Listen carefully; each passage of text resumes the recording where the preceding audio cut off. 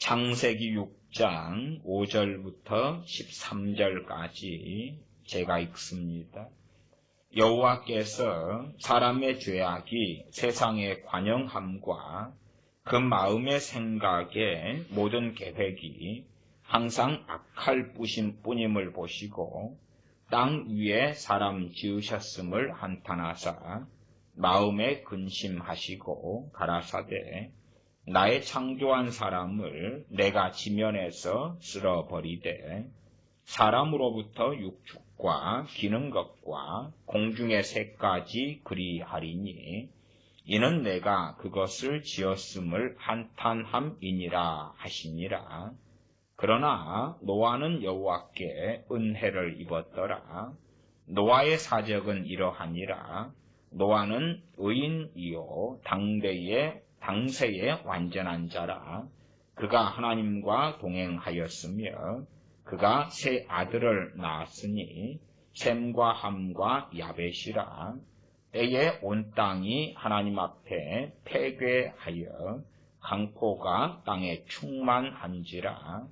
하나님이 보신즉 땅이 패괴하였으니 이는 땅에서 모든 혈육 있는 자의 행위가 패괴함이었더라. 하나님이 노아에게 이르시되 모든 혈육 있는 자의 강포가 땅에 가득함으로 그 끝날이 내 앞에 이르렀으니 내가 그들을 땅과 함께 멸하리라. 아멘. 창세기 6장 5절을 읽었습니다. 5절부터 읽었지요? 5절부터 13절을 읽었습니다. 6장 5절입니다.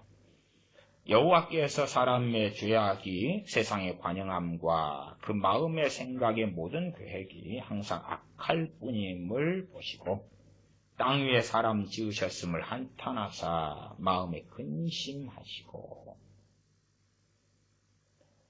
자, 세상에 죄가 관영할 때, 죄가 가득 찰 때에 무슨 일이 벌어지는가? 관영하다, 6장 5절에 관영하다 그 말은 크고 많아서 꽉 찼다 그 말. 영어로는 단어가 좀 간단합니다. great 그러면 단어가 끝나는데 관영하다.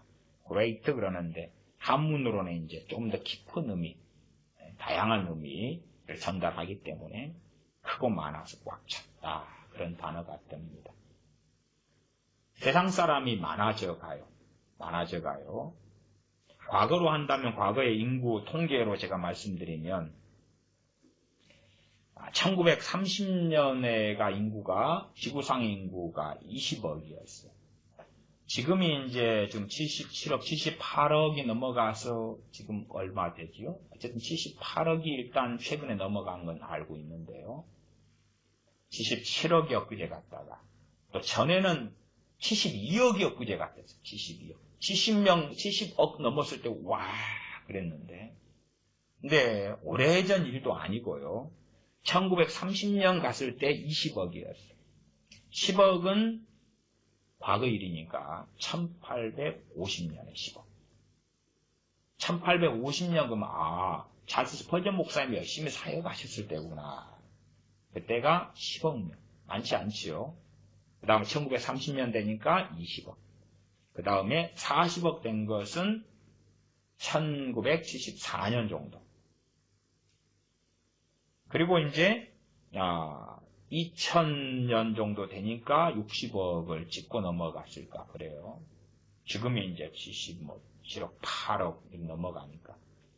조금 있다 몇 년 지나면 인구는 훨씬 증가하겠죠. 몇 년 지나면 100억 넘었다 이런 소리 들릴 거예요. 지금 중국 같은 경우도 산하 제한을 했었어요. 한 집에 한 가정에 하나만 놓기로 산하 제한했어요. 그러다가 지금은 이제 산하 제한을 풀었죠. 왜냐하면 중국이 그렇게 산하 제한하다 보니까 생산 인구가 급격히 사라지고 인구 노령화가 벌어졌기 때문에 이제 한 집에 2명 이렇게 산하 제한을 풀었을 거예요. 제가 알기로. 제가 아는 것은 다 이런 세상 정보는 정확하진 않습니다. 최근에 기네스북에 오른 사건이 있는데 중국에서 60 몇 살 되시는 분이 애를 낳으셨어요. 남편도 67 뭐 8되고 이 여자분도 66인가 뭐 얼마인데 애를 낳으셨어요. 이게 최고령으로 애를 낳은 기네스북이 됐는데 문제가 된 것이 뭐냐 그러면은 이미 다 손주도 있고요. 손주도 나이가 많고 자식이 둘이 있었는데 다 시집가고 장가가고 결혼했고 셋째가 나니까 중국 법을 어겨서 지금 벌금이 지금 떨어지게 생겼어요. 그래서 지금 법적 공방으로 어떻게 들어가냐 그 문제가 있어요. 주로 이제 여자들의 애 낳는 나이 자체를 따질 때 한 48, 9 될 때를 주로 마지막으로 보아서 중국 법도 그 산하 제한을 48, 9살 때로 이렇게 돼 있거든요. 근데 이분은 이미 60대가 돼버리니까 진작 찍고 넘어왔다. 우리는 마음대로 낳을 수 있지 않느냐. 해석상에 좀 차이점이 있어요. 목회자들 같은 경우도 70살에 정년하는데 70살 정년한 다음에 이제 또 교회를 개척하고 이럴 때에 당신 뭔데? 그러면 당신은 또 퇴직을 정년을 언제 하는데? 법이 없는데. 이런 복잡한 문제. 어쨌든 중국도 산하 제한을 풀고 그러면 전 지구상 인구는 또 급격하게 증가되고요. 이미 아시다시피 인도 같은 경우는 그런 산하 제한이 없기 때문에 얼마 지나면 인도가 중국의 인구를 이미 추월할 거라 바짝 뒤쫓고 있죠. 13억 서로 몇 천만 거의 중국은 한 14억에 근접하고요. 실제 인구는 또 좀 다릅니다만은 등록된 인구 이야기하는 것입니다. 근데 이제 이것이 더 증가돼 간다. 일단은 우리가 죄의 입장에서 생각해 봅시다. 죄의 입장에서. 죄가 지금 관영하다 그랬지요. 근데 이 인구가 과거에 스퍼전 목사님이 활동했을 때 1850년에 10억 명이 됐을 때 그 인구하고 지금은 이제 80억 가까이 됐는데 죄가 늘어났을까요? 아니면 죄가 줄어들었을까요? 태어난 사람들이 더 의로워지고 말씀대로 살고 거룩한 사람이 절반이라도 있으면 반반이 될 거고 그렇지요? 나 죄가 더 관영해졌나요? 줄어들었나요? 그 말이지. 훨씬 더 증가된 건 당연한 이야기가 되지. 전 지구상의 죄는 점점점 증가돼요. 그렇기 때문에 간단한 이야기로는 어느 때가 되면 대환란은 일어난다 하는 것이. 어느 때가 되면 대환란이 일어난다는 거예요. 근데 그것은 급속도로 증가되고 있다는 사실입니다. 단순하게 우리가 사용하는 비유로서는 우리 집에 부채, 빚이 증가해 간다. 대한민국의 국가 부채가 증가해 간다. 계속 늘어간다. 갚는 돈보다 빚지는 게 더 많아진다. 그럼 반드시 종말은 찾아와요. 국가 부도든지 개인의 파산이든지 내가 기업을 하는데 기업의 이익은 사라지고 흑자로 돌아섰다. 아니 적자로 돌아섰다. 빚이 점점점 지고 있어요. 직원들 월급 주고 기자재를 사고 공장을 돌리고 전기세가 들어가고 그러는데 점점 적자가 누적돼 간다. 그러면 그 기업은 어느 때에 무너지고 문을 닫고 파산하는 것은 정해진 일이에요. 과연 그 시간은 언제쯤 될 것이냐 하는 것은 이제 각자의 사업마다 일마다 다르죠. 달라요.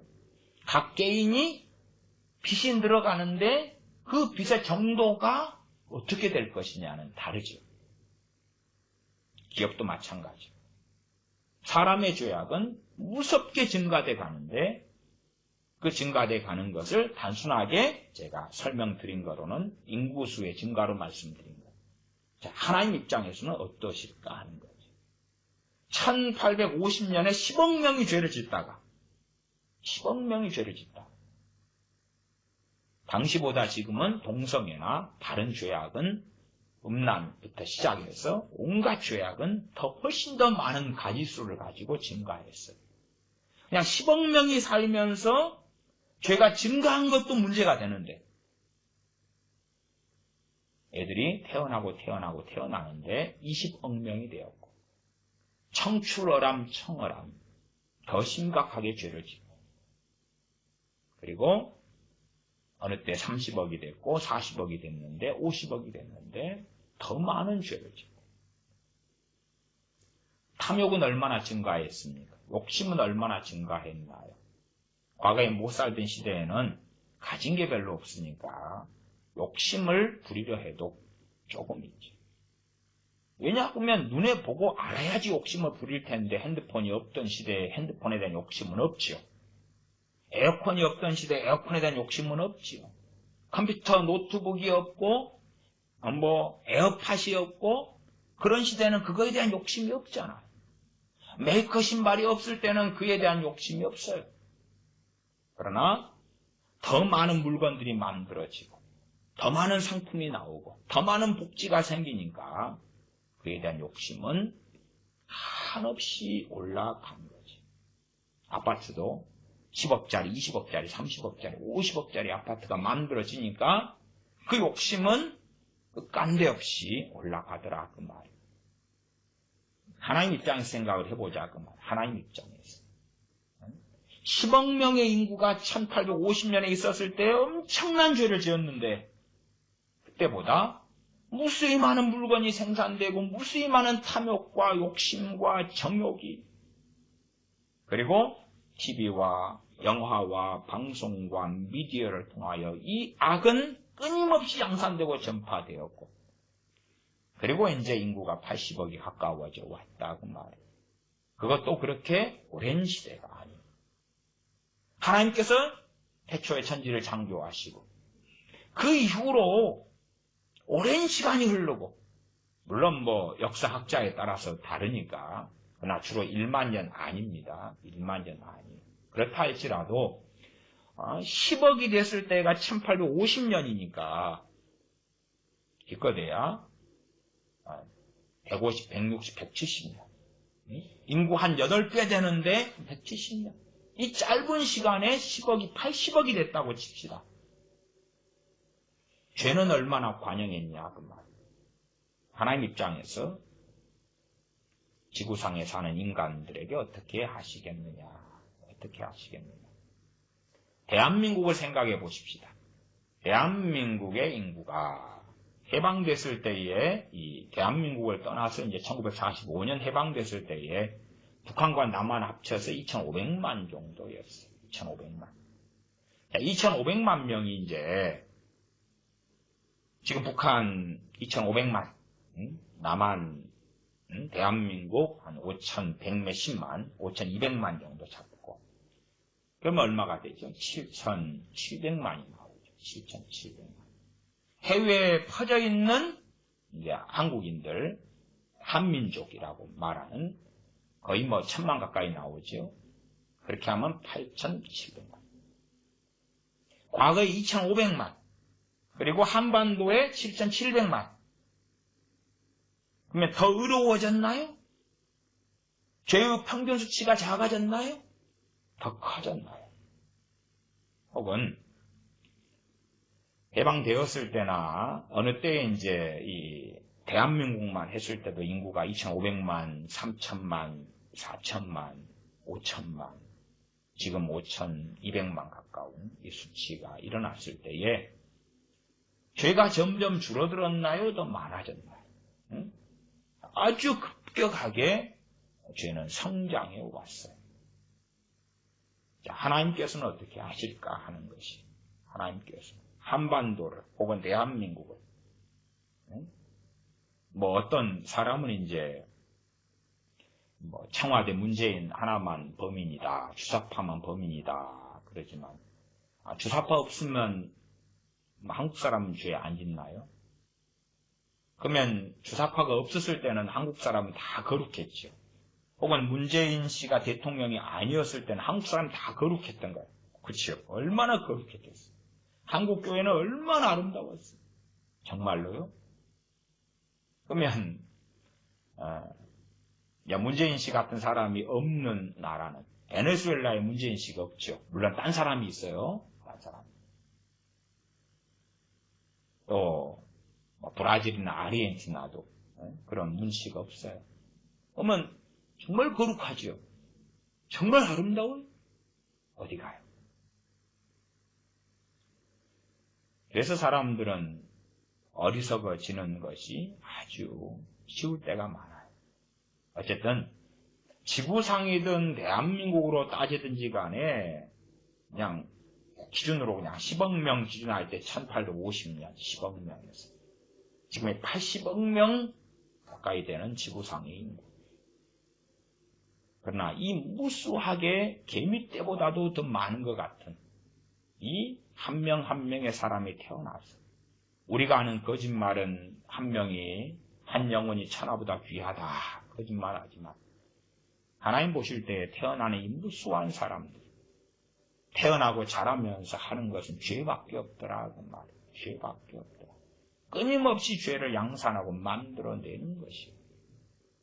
그렇게 할 때 하나님께서는 정리하셔야 되지 않겠는가 하는 것이. 정리하기 직전에 행하시는 것이 대환란. 언젠가는 벌어지고 일어날 수밖에 없는 것이에요.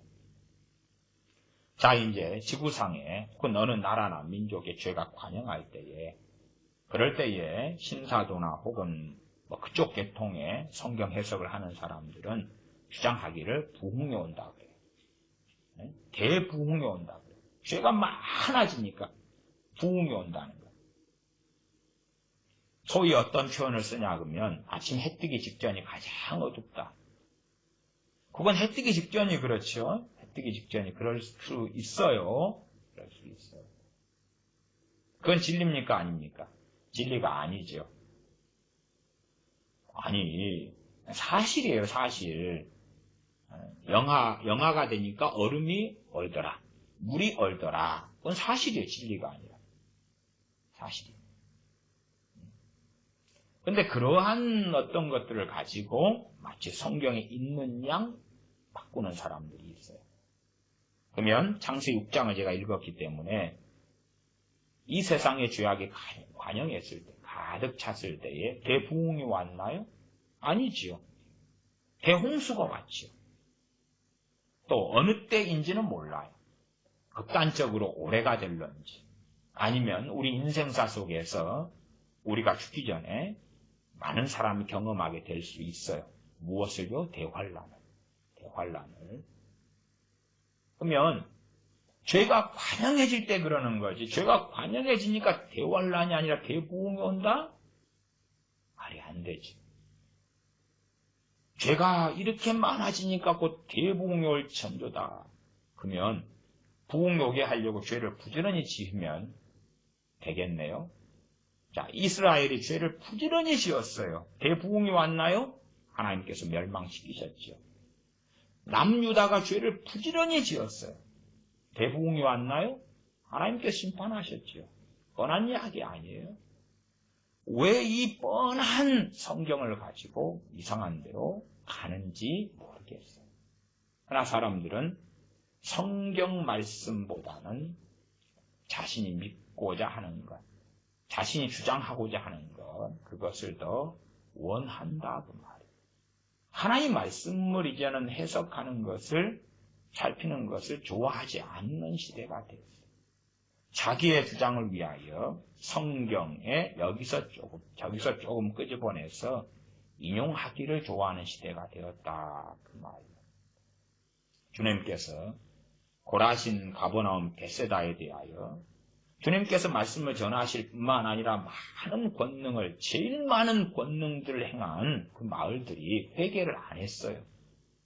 회개를 안 하니까 주님께서 야 고라시나 가버나움아 베세다야 너희가 죄가 관영하고 회개를 하지 않는구나. 곧 대부흥을 내가 주겠다. 오 예수님 감사해요. 우리가 회개 안 하긴 너무 잘했네요. 주님의 권능을 행하시고 말씀을 전하셔도 우리가 회개 안 하긴 너무 잘했어요. 우리에게 대부흥을 주시려고 그러시네요. 신사도 그런 친구들은 그래도 대부흥이 온다고 주장하지요. 왜? 죄가 점점점 미국에, 한국에 많아지니까. 얼마나 사람들 좋겠어요. 곧 대부흥이 온다는데.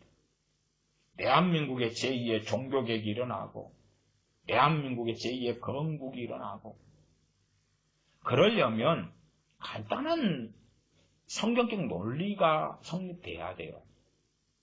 죄가 줄어들어야 돼요. 죄가 줄어들어야 돼요. 노아 같은 의인들이 많아야 돼. 죄가 줄어들고 의인이 많아야 돼. 최소한은 노아 가정에는 당세에 혹은 당대에 의인 노아가 있었기 때문에 노아의 가족은 살았어요. 노아의 아내도 살았고. 노아의 아내를 의인이라고 안 그랬어요, 성경은. 노아의 세 아들이나 세 며느리를 의인이라고 안 했습니다. 그러나 노아 때문에 가족은 살았어요. 그러나 노아도 부모 형제가 있겠어요, 없겠어요? 아니면 친척이 있겠어요, 없겠어요? 없을 수가 없지요. 그러나 그들은 해당되지 않았어요. 그냥 노아의 권위 속에 있는 사람들. 노아의 권위 속에는 누가 있어요? 노아의 아내와 노아의 세 아들들과 며느리들 정도. 그 정도만 8명이죠. 총 8명. 의인이 많아져야지만이 부흥이 오는 거예요. 부흥은 의인이 많아져야 오는 거예요. 뻔한 거 아니에요? 부흥은 뭐냐 하면 첫째는 영적 갱신이고 부흥의 결과는 뭐지요? 많은 사람들이 구원받는 거지. 그러한 부흥이 과연 밑도 끝도 없이 멋대로 완악하게 살아가니까 하나님이 부흥을 주실 거라? 그러면 대환란은 영원히 오지 않겠죠. 왜? 죄가 많아지고 많아지니까 어느 때 하나님이 지구상에 사는 모든 사람을 심판하시는 때인데 그게 아니라 부흥을 주고 부흥을 준다. 그러나 사람들은 그걸 믿고 싶어해요. 말씀보다는 그러한 성경이 있지도 않은 주장을 믿고 싶어해요. 그리고 그 근거로 이제 앞뒤 맥락 없이 이사야 같은 말씀에서 가지고 오는 거예요. 가지고 와. 하나님을 아는 지식이 온 세상에 가득 찰 거야. 그런 걸 가지고 오는 거예요. 밑도 끝도 없이. 본문의 문맥과 상관없이 맥구절을 끄집어내면 사람들은 환호하게 되지요. 세상에 죄악이 관영할 때에 생기는 결과는 첫째 과정상 무엇이 오냐 하면 하나님의 심판에 대한 경고가 옵니다. 우리가 신구약 성경을 통해 다 확인할 수 있는 것입니다.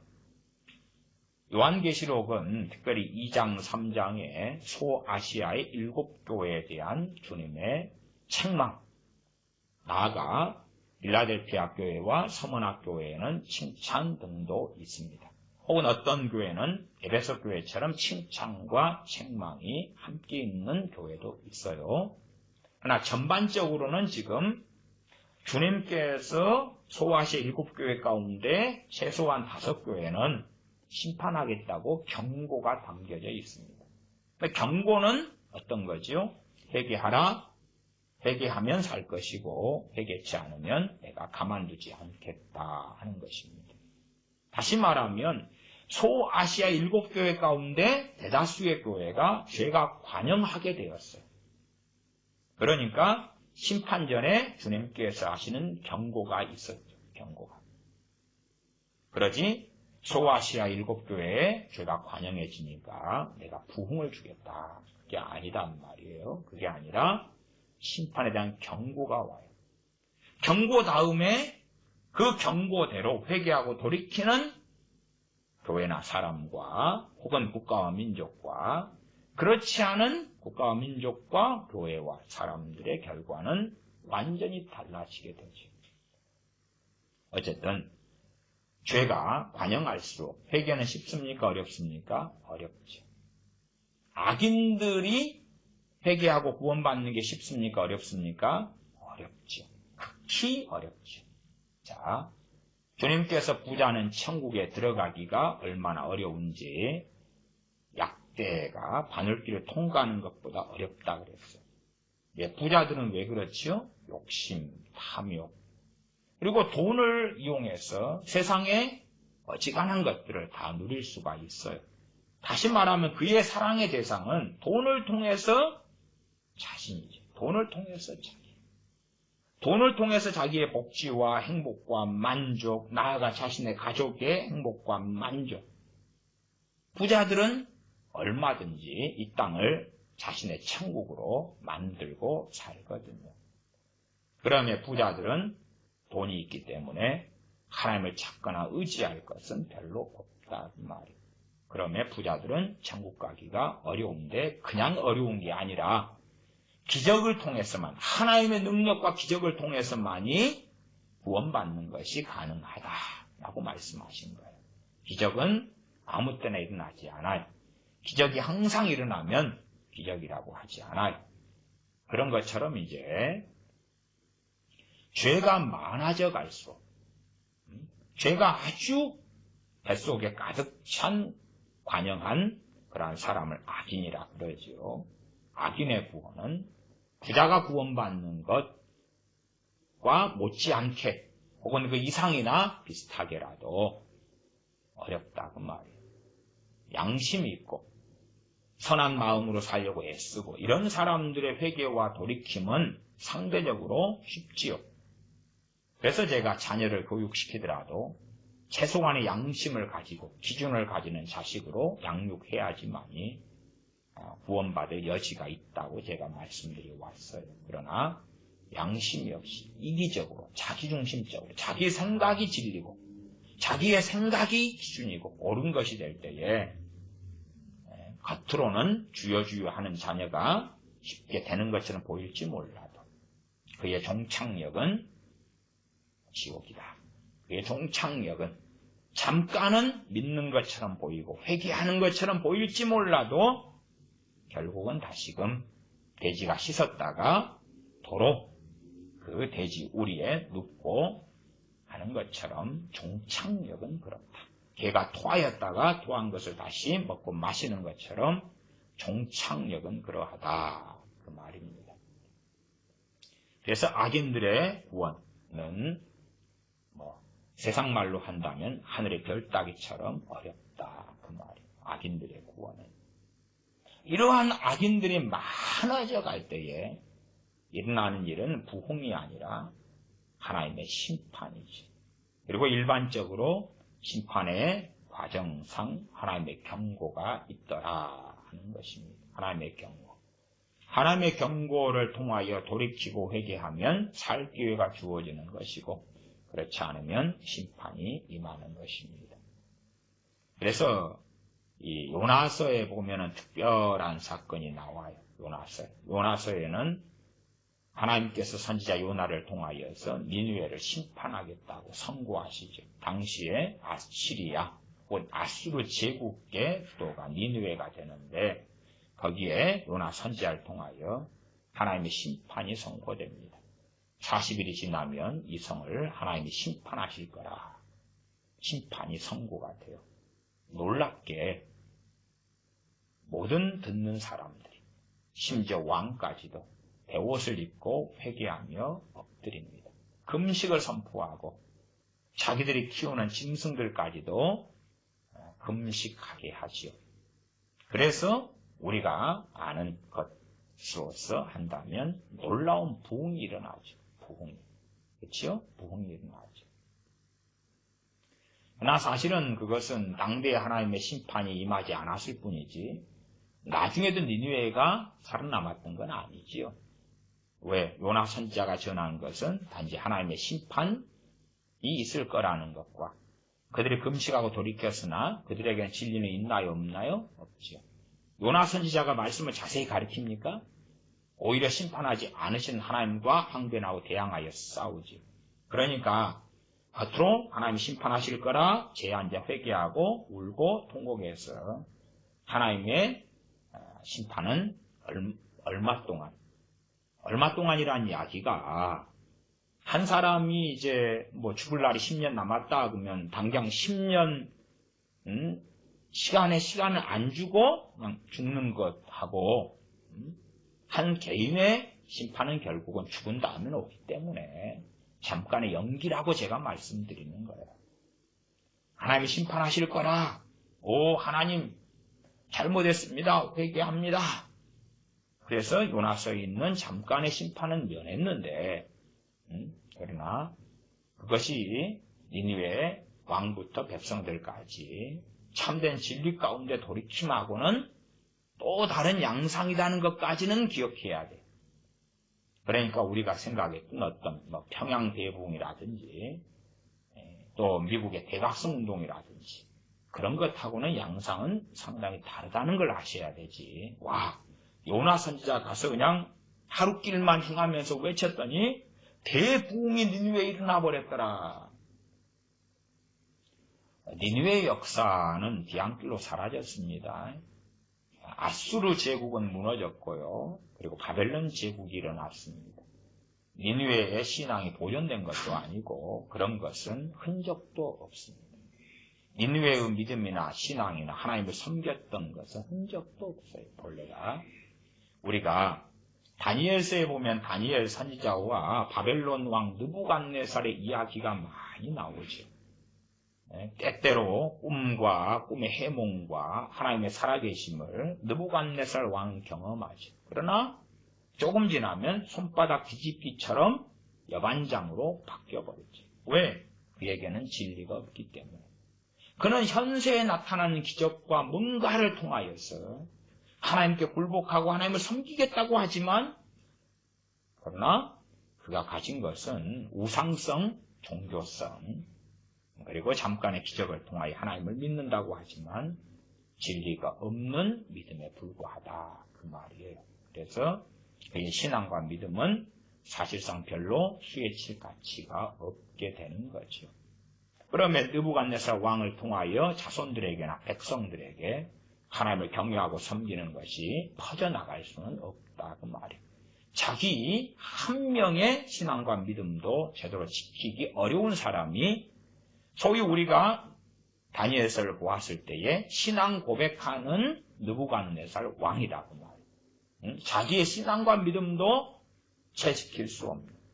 그러니까 우리가 다니엘 선지자의 꿈이나 꿈 해몽이나 등등을 통하여 느부갓네살 왕이 바벨론 전국에 자기의 신앙을 고백하고 하나님에 대해서 경외한다고 조서를 쓴단 말이에요. 그러니까 우리가 생각할 때는 이제 바벨론의 부흥이 왔어. 절대 권력자인 느부갓네살 왕이 하나님께 돌아왔잖아. 마치 그런 거 있잖아요. 김정은이 하나가 회개하게 되면 북한 주민들이 어떻게 될까? 그런 이야기처럼. 김정은이 하나 회개하면 북한 주민 2,500만 명이 주님께 돌아올 거야. 그 망상들 있잖아요. 느부갓네살 왕이 절대 권력을 가지고 하나님을 알게 되고 하나님의 살아계신 하나님을 체험하게 되고 조서를 쓰면서 다니엘이 하나님이 진짜 하나님이시며 그는 상천하지 하나님밖에 안 계시다 그리고 막 했고 하나님 그리고 했는데 그의 신앙은 어디 갔는가 하는 것은 다니엘서를 우리가 몇 장 안 되는 다니엘서를 읽어보면 그러면 그런 것들을 확인하고 볼 수가 있지요. 느부갓네살 왕의 신앙과 믿음이라는 것은 지푸라기보다 못하다 하는 것을 발견할 수가 있다 그 말이에요. 그러는 것처럼 니느웨가 요나 선지자의 하나님의 심판을 듣고 식음을 전폐하고 금식하고 짐승도 안 먹게 하고 왕도 베옷을 입고 금식하고 제에 앉아서 회개하고 했는데 그것은 얼마나 갔을까? 어쨌든 그때 이후로 니느웨가 하나님께 돌아오는 어떤 아수르 제국의 수도인 니느웨가 되는 건 아니에요. 그냥 잠깐 반짝하고 역사의 뒤안길로 사라졌다는 것은 우리가 알 수가 있어요. 역사를 통해서도 알 수 있고 성경을 통해서도 알 수가 있는 것입니다. 그러지 니느웨가 그때부터 여호와 하나님만을 섬기기로 했다 하고는 또 달라요.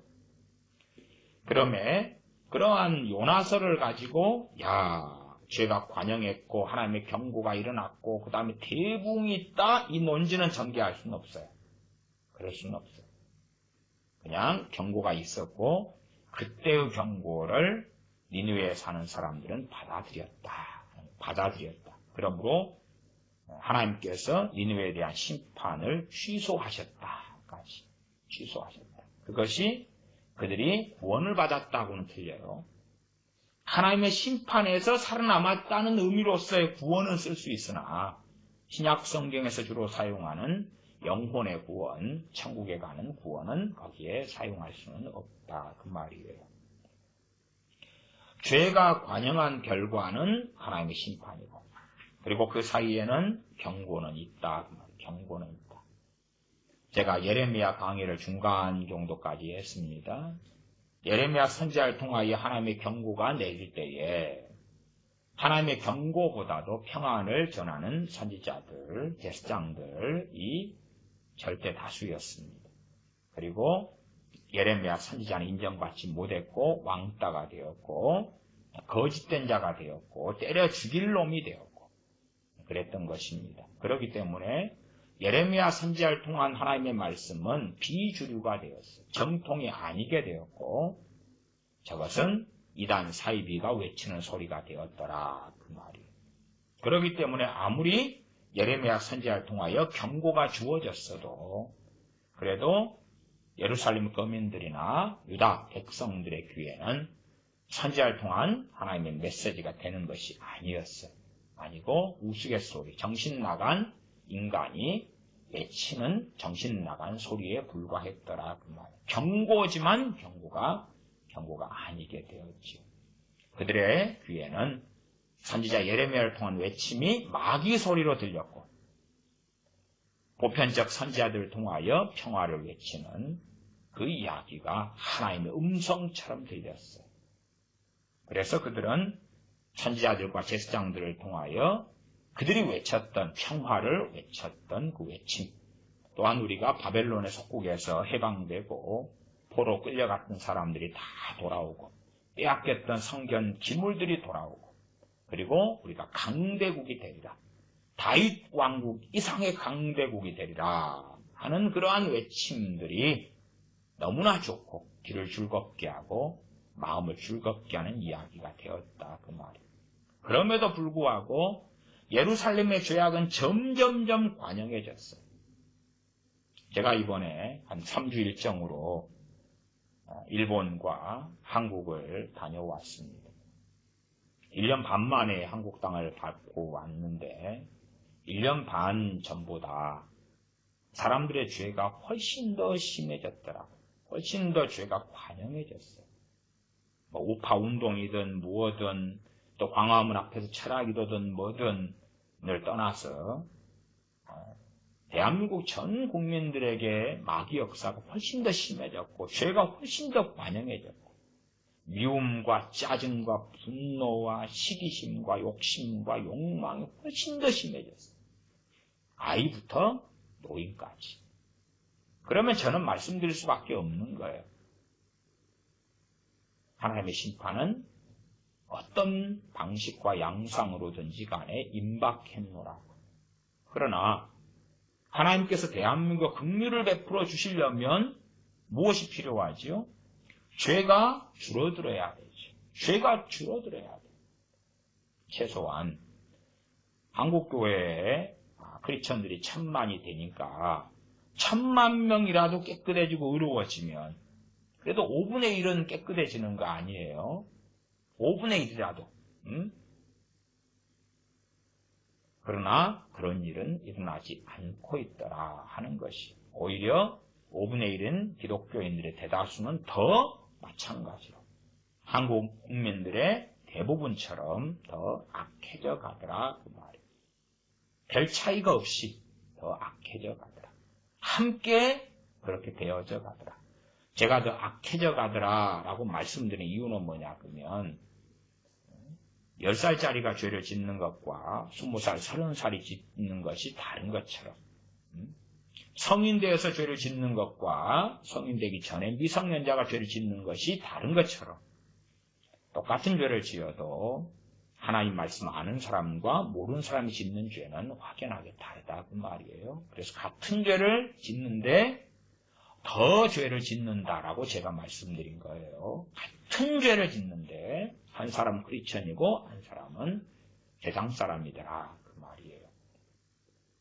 죄가 더 관영해져 갑니다.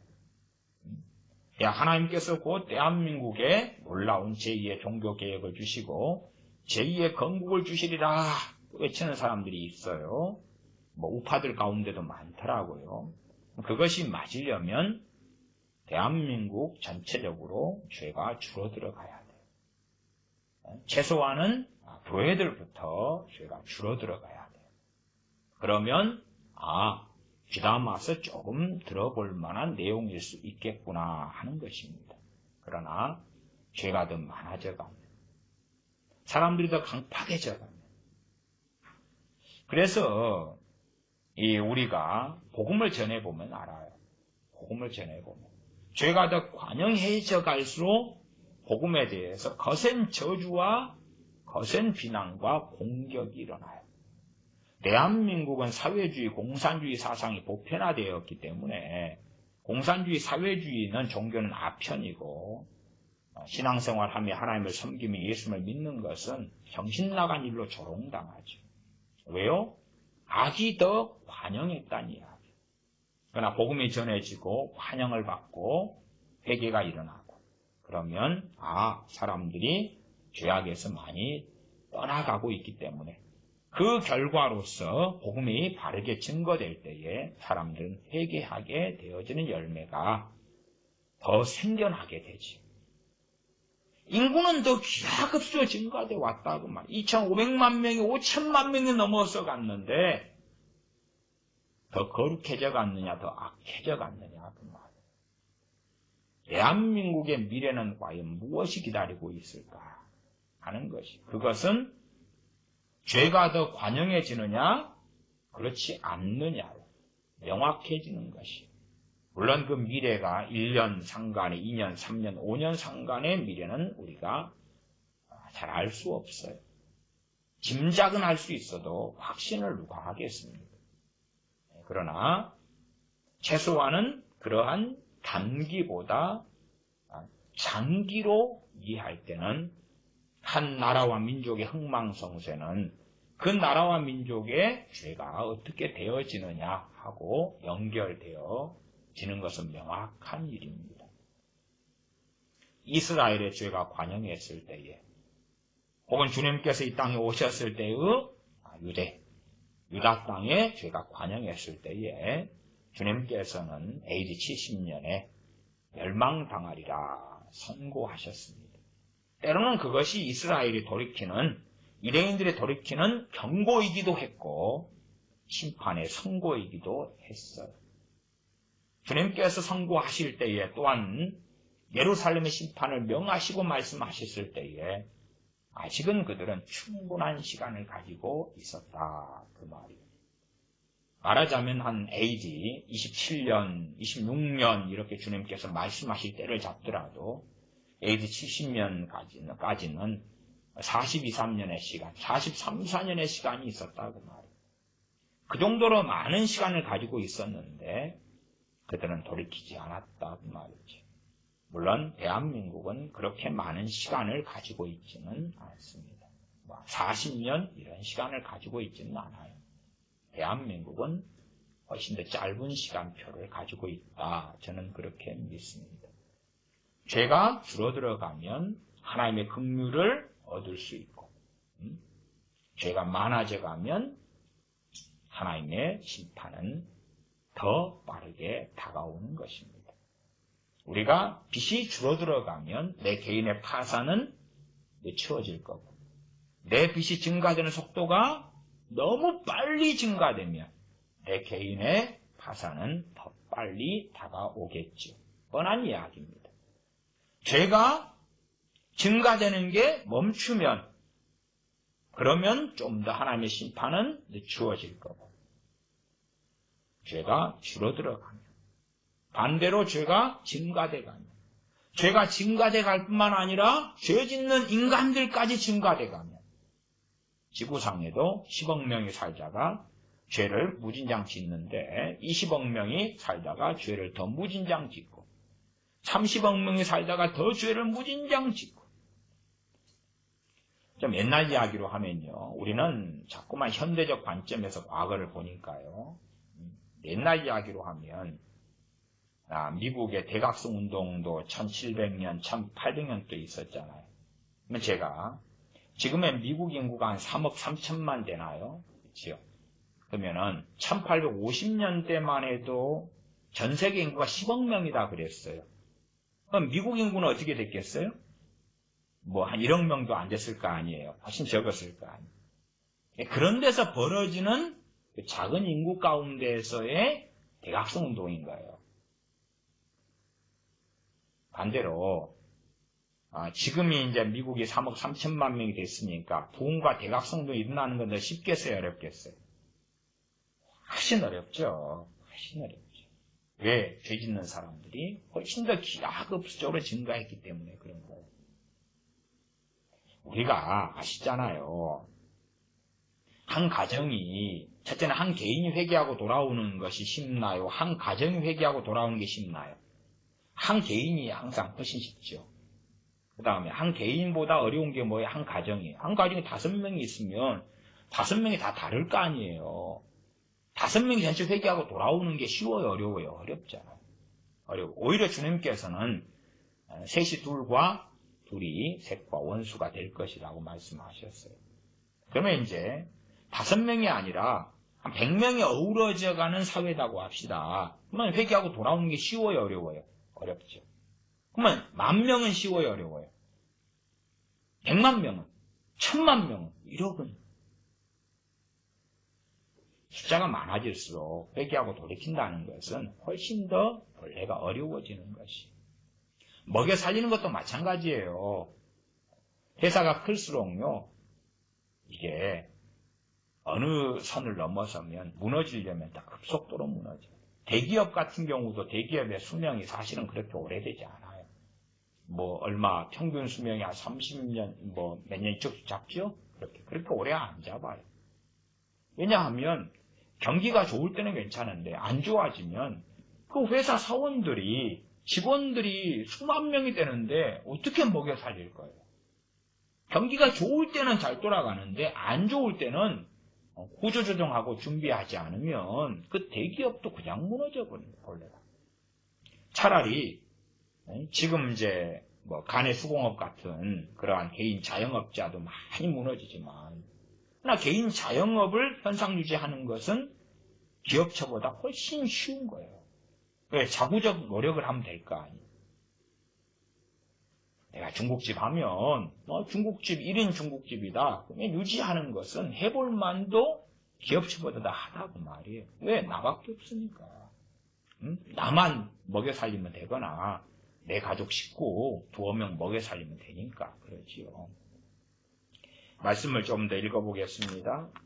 창세기 6장 5절부터 다시 읽습니다. 여호와께서 사람의 죄악이 세상의 관영함과 그 마음의 생각의 모든 계획이 항상 악할 뿐임을 보시고 땅 위에 사람 지으셨음 한탄하사 마음에 근심하시고 가라사대 나의 창조한 사람을 내가 지면에서 쓸어버리되 사람으로부터 육축과 기는 것과 공중의 새까지 그리하리니 이는 내가 그것을 지었음 한탄함이니라 하시니라. 죄가 관영하고 사람들의 마음의 생각과 계획이 악할 뿐이다.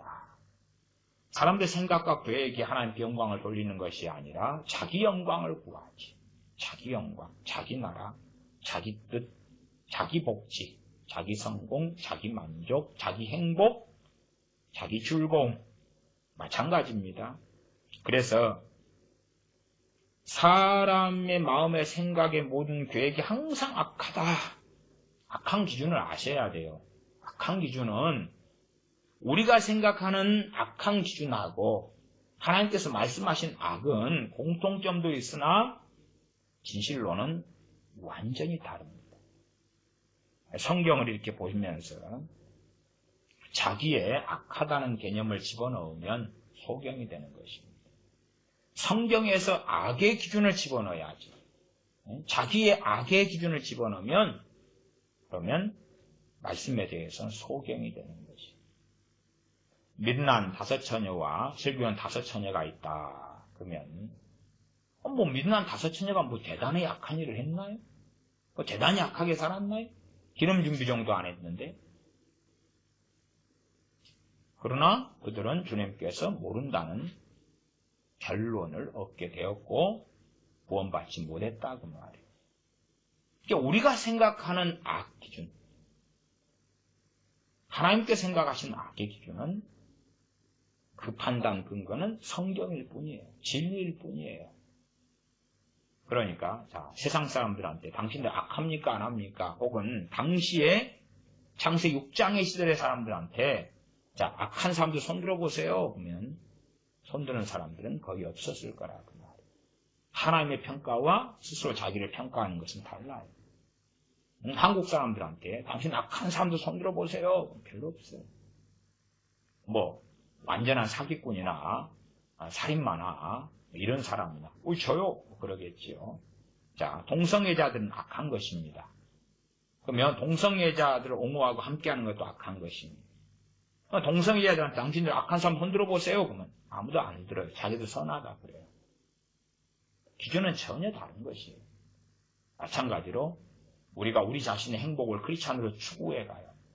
그러면 미국이란 국가도 자유와 평등 위에 하나님께서는 각 사람에게 개인의 행복을 추구할 수 있는 권리를 주셨다. 그런 것이 이제 미국의 그 독립, 헌장 이런 데 나와 있는 개념들이에요. 그러면 우리 개인의 행복을 추구하는 것은 하나님 주신 분법이에요. 문제는 그것이 하나님을 섬기는 우리의 부르심과 사명을 추월하고 넘어설 때에 악이 되는 거지. 악이 돼요. 그러나 우리가 우리의 개인의 행복을 추구하고 간다 그럴 때에 하나님의 영광을 위한 것은 사라지고 없는데 우리의 개인의 행복을 추구한다. 법의 울타리 속에서 행복을 추구한다. 그래도 악이 되는 것입니다.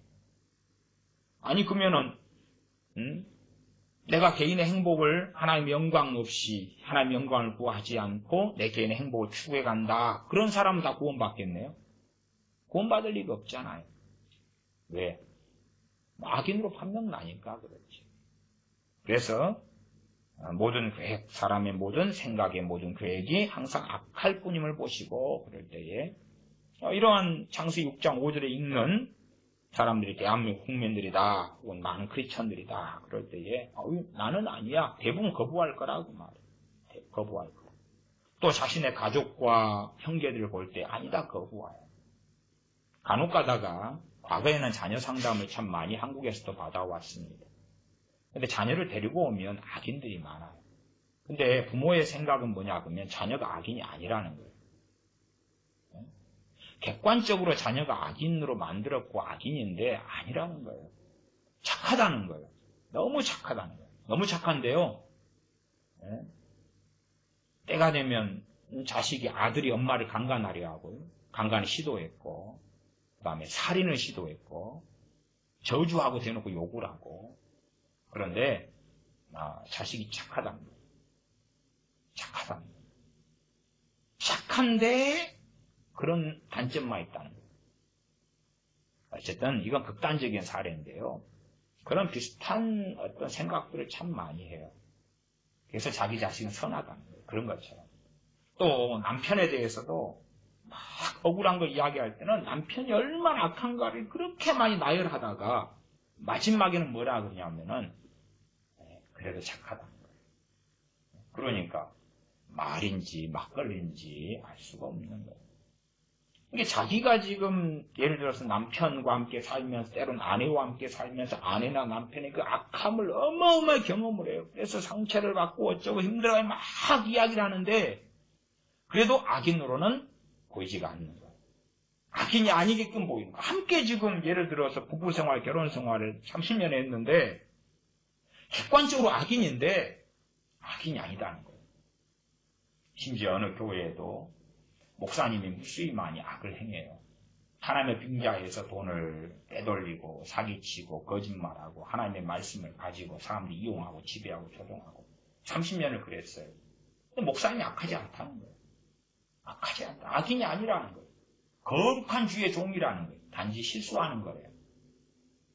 그러니까 그렇게 경험되는 것도 악인데 악이라고 알지 못하면 이렇게 창세기 6장에 나와 있는 이러한 보편적인 악에 대하여 분별력이 있겠냐 그 말이에요. 분별력이 없어요. 그래서 악이 뭔지를 오히려 몰라요. 알지를 못해요. 그냥 사람의 연약함이라거나 단순한 죄라고 하거나 누구든지 그러한 죄악을 짓는다거나 그렇게 이해하니까 그런 이해 속에서 하나님의 심판이 온다고는 믿을 수 없죠. 그냥 보편적 인간 사이에 짓는 죄들일 뿐인데 하나님께서 왜 진노하셔? 우리 인간들은 항상 이렇게 살아왔던 거야. 이건 악이 아니야. 그냥 서로 간에 짓는 필연적으로 지을 수밖에 없는 죄들의 연장선이야. 그래서 하나님의 진노와 심판이 코앞에 떨어져도 모를 거라. 그 말이 모를 거라. 노아 시대 때도 마찬가지였습니다. 하나님의 진노와 심판이 그래도 연기되어서 시간이 좀 흘러갔지요.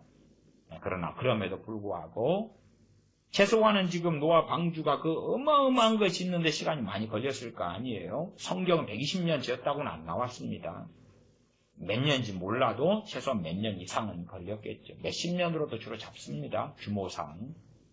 근데 그렇게 하나님 말씀하신 이후로도 시간이 방주 완성과 대홍수까지 시간이 있는데 그러나 코앞에 하나님의 대홍수를 통한 심판이 임박해도 모르더라 그 말. 마찬가지입니다. 대홍수는 과거의 일이지만 하나님의 대환란은 우리에게 이제 주어진 미래의 일이 되고요. 나아가서 대한민국이라는 나라, 대한민국 혹의 침몰도 미래의 일이 됩니다. 그 미래가 근거리일지 단거리일지 중거리일지는 모르겠습니다.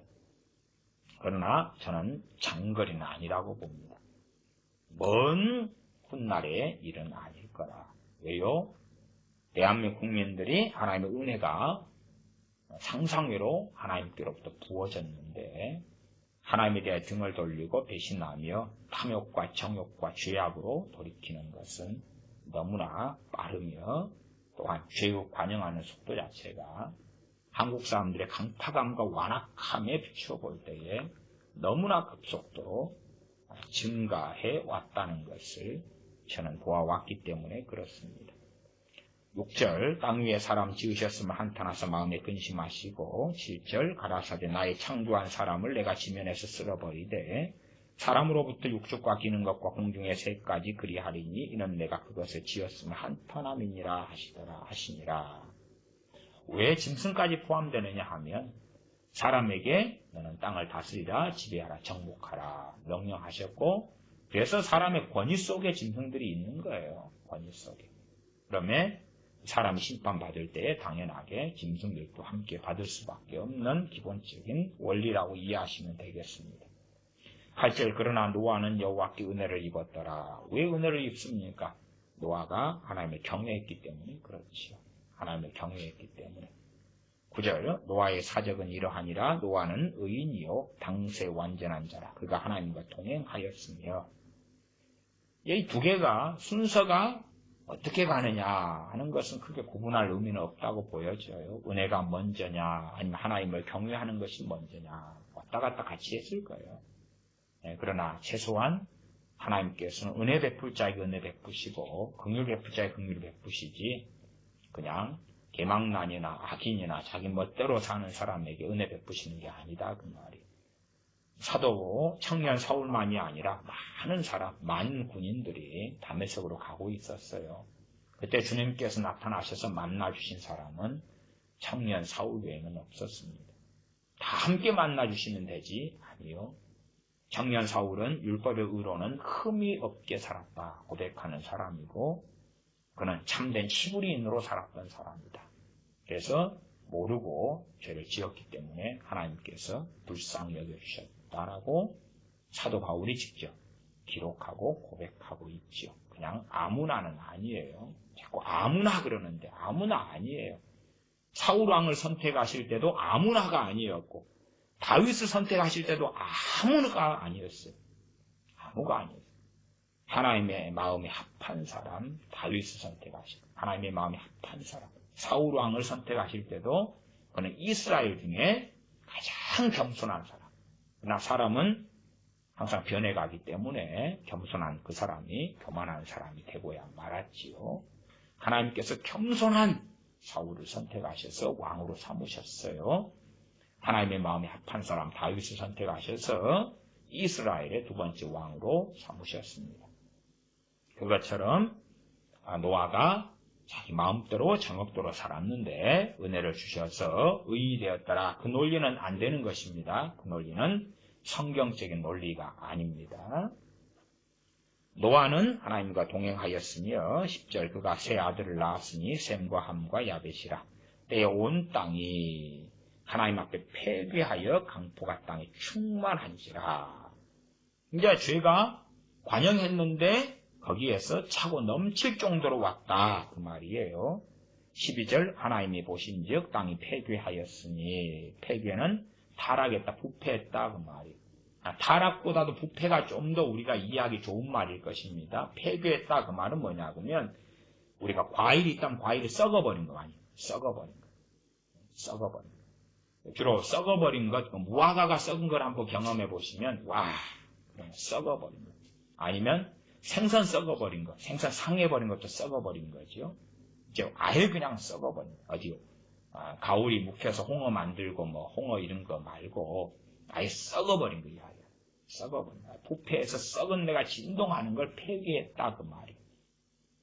그것은 이제 보편적인 요즘 말로는 타락했다 이렇게 쓰는 거예요. 타락했다. 그러나 타락했다는 것은 상당히 이치적인 말이기 때문에 그 의미가 확 와닿지는 않는 면이 있어요. 폐기했다 옛날에 쓰는 말인데 부패했다, 썩어버렸다 그 말. 썩어버렸다.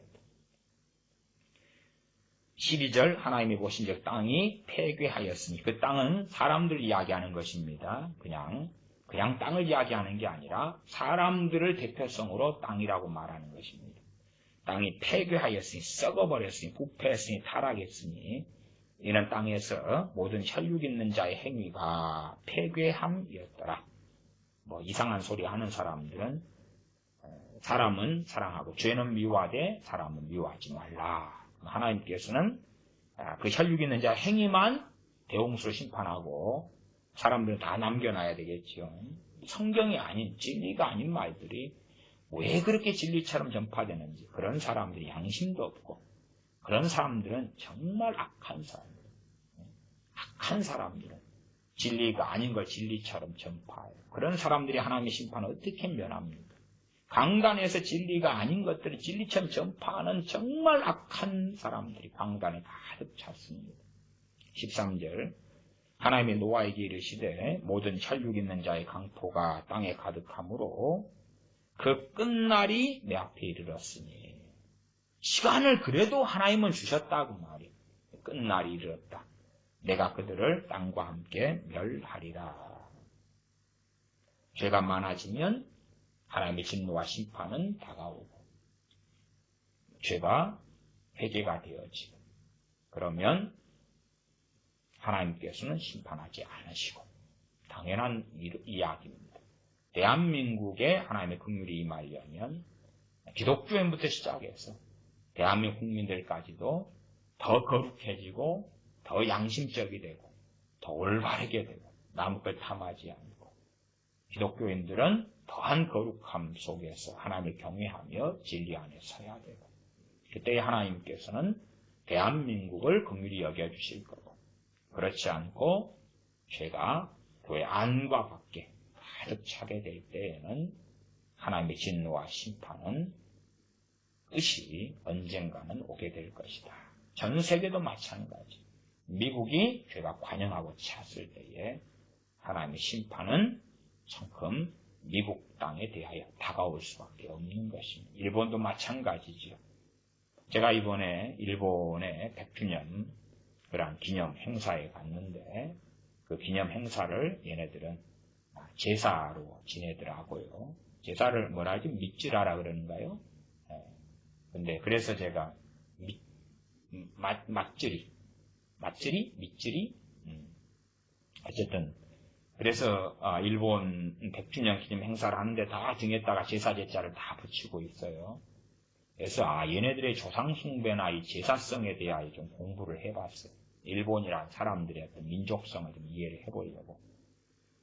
그랬더니 이제 얘네들은 물건마다 혼이 영혼이 깃든다. 그래서 이러한 제사를 통하여서 1년 안에 되면 그 영혼이 약해지고 영성이 쇠락하기 때문에 제사의식을 통하여서 다시 강화를 시키는 그러한 시작부터 끝까지 제사에서 끝나는 그러한 우상숭배성이 가득하다.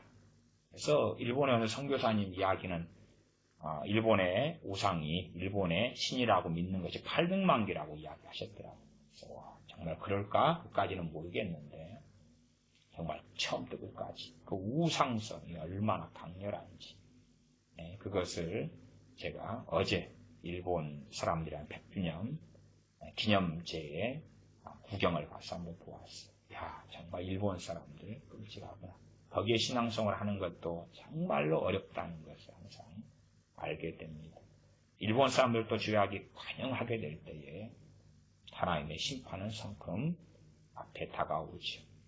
그리고 그 안에 있는 기독교인들도 마찬가지로 면하지 못하죠. 이러한 현상이 이제 전 지구상에 다 공통적일 때에 하나님의 심판하시는 대환란은 문 앞에 와 있다 하는 것을 알게 되어지죠. 기도하겠습니다. 아버지 하나님, 우리가 하나님의 말씀을 기준으로 하여서 시대를 보고 또한 현재를 보는 지혜로운 사람들이 되게 하여 주시고 전 세계가 어떻게 흘러가는가 하는 것은 우리가 어찌할 수 없는 대부분의 일 가운데 있으나 우리가 살아가는 삶의 자리와 영역 속에서 나아가 우리 자신이 하나님 앞에서 생각과 행위가 악한 자리에서 벗어나 우리의 기준이 아니라 하나님의 말씀의 기준에 따라서 의롭고 공의로우며 하나님을 경외하며 진리의 길을 따라가는 하나님의 사람으로 살면서 하나님을 영화롭게 하며 기쁘시게 하는 걸음을 걸을 수 있는 사람들이 될 수 있도록 우리를 긍휼히 여겨 주시옵소서. 우리 주 예수님의 이름으로 기도하옵나이다. 아멘.